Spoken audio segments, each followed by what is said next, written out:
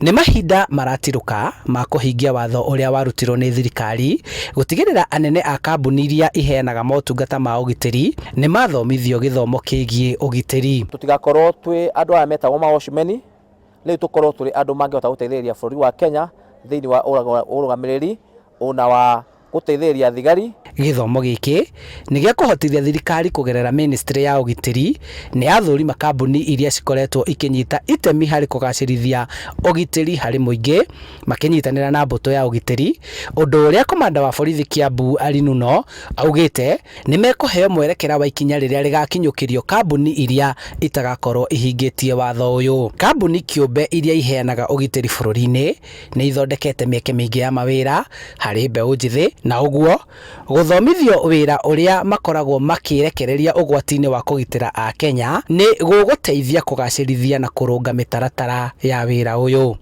It is the fastest growing industry. Private security ena andũ ĩkĩrĩte 400,000 oro rĩu tũkĩaria arĩa mandĩkĩtwo mawĩra. Mĩbango ya kũhe mĩcinga agitĩri kĩũmbe ĩrĩ o mũtaratara-inĩ, no gũkerĩkana atĩ ti othe makaheo mĩcinga, no ĩheo arangĩri arĩa makoragwo ta mathukuru, mabengi na matuka manene na makoragwo makĩrutithania wĩra na borithi. Ti andũ othe magetĩkĩrio, no through a process iyo ya vetting process ya kũmenya mũndũ atĩ nĩ mũndũ trained, nĩyo ĩgatũmĩka nĩgetha mũndũ atuĩke licensed.